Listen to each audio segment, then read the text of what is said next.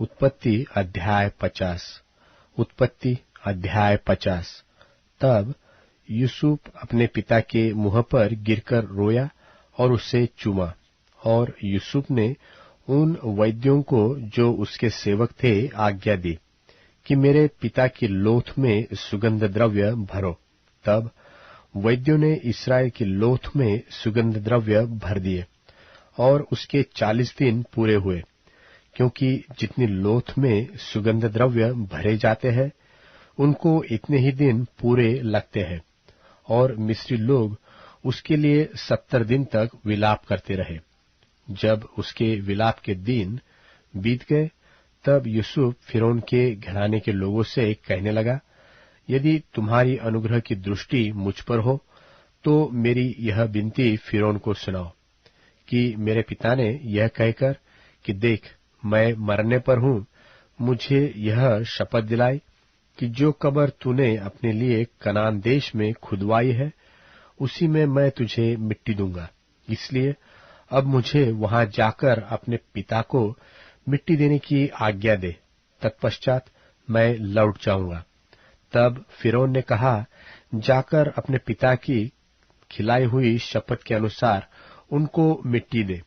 सो यूसुफ अपने पिता को मिट्टी देने के लिए चला और फिरौन के सब कर्मचारी अर्थात उसके भवन के पुरनिये और मिस्र देश के सब पुरनिये उसके संग चले।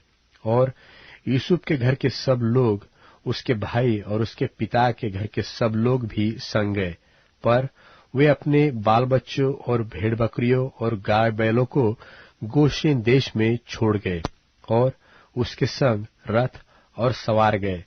सो भीड़ बहुत भारी हो गई। जब वे आदात के खलिहान तक जो यरदन नदी के पार है पहुंचे, तब वहां अत्यंत भारी विलाप किया और यूसुफ ने अपने पिता के लिए 7 दिन का विलाप कराया। आदात के खलिहान में के विलाप को देखकर उस देश के निवासी कनानियों ने कहा, यह तो मिस्रियों का कोई भारी विलाप होगा। इसी कारण उस स्थान का नाम आबेल मिस्रैम पड़ा और यह यरदन के पार है। और इस्राएल के पुत्रों ने उससे वही काम किया जिसकी उसने उनको आज्ञा दी थी, अर्थात उन्होंने उसको कनान देश में ले जाकर मकपेला की उस भूमि वाली गुफा में जो ममरे के सामने है मिट्टी दी, जिसको इब्राहिम ने हित्ती एप्रोन के हाथ से इस निमित्त मोल लिया था कि वह कब्रिस्तान के लिए उसकी निज भूमि हो। अपने पिता को मिट्टी देकर यूसुफ अपने भाइयों और उन सब समेत जो उसके पिता को मिट्टी देने के लिए उसके संग गए थे मिस्र में लौट आया। जब यूसुफ के भाइयों ने देखा कि हमारा पिता मर गया है, तब कहने लगे, कदाचित यूसुफ अब हमारे पीछे पड़े और जितनी बुराई हमने उसके की थी सबका पूरा पलटा हमसे ले।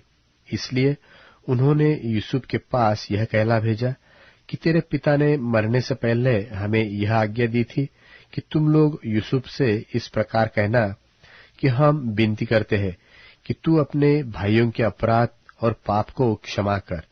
हमने तुझसे बुराई तो की थी, पर अब अपने पिता के परमेश्वर के दासों का अपराध क्षमा कर। उसकी ये बातें सुनकर यूसुफ रो पड़ा और उसके भाई आप भी जाकर उसके सामने गिर पड़े और कहा, देख हम तेरे दास हैं। यूसुफ ने उनसे कहा, मत डरो, क्या मैं परमेश्वर की जगह पर हूं? यद्यपि तुम लोगों ने मेरे लिए बुराई का विचार किया था, परंतु परमेश्वर ने उसी बात में भलाई का विचार किया, जिससे वह ऐसा करे जैसा आज के दिन प्रकट है कि बहुत से लोगों के प्राण बचे हैं। सो अब मत डरो, मैं तुम्हारा और तुम्हारे बाल बच्चों का पालन पोषण करता हूं। इस प्रकार उसने उनको समझा बुझाकर शांति दी और यूसुफ अपने पिता के घराने समेत मिस्र में रहता रहा। और यूसुफ 110 वर्ष जीवित रहा और यूसुफ एप्रैम के परपोतों तक देखने पाया। और मनश्शे के पोते जो माकीर के पुत्र थे वे उत्पन्न होकर यूसुफ से गोद में लिए गए। और यूसुफ ने अपने भाइयों से कहा, मैं तो मरने पर हूं, परंतु परमेश्वर निश्चय तुम्हारी सुधि लेगा और तुम्हें इस देश से निकालकर उस देश में पहुंचा देगा जिसके देने की उसने इब्राहिम, इसहाक और याकूब से शपथ खाई थी। फिर यूसुफ ने इस्राएलियों से यह कहकर कि परमेश्वर निश्चय तुम्हारी सुधि लेगा, उनको इस विषय की शपथ खिलाई कि हम तेरी हड्डियों को वहां से उस देश में ले जाएंगे। निदान यूसुफ 110 वर्ष का होकर मर गया और उसकी लोथ में सुगंध द्रव्य भर गए और वह लोथ मिस्र में एक संदूक में रखी गई।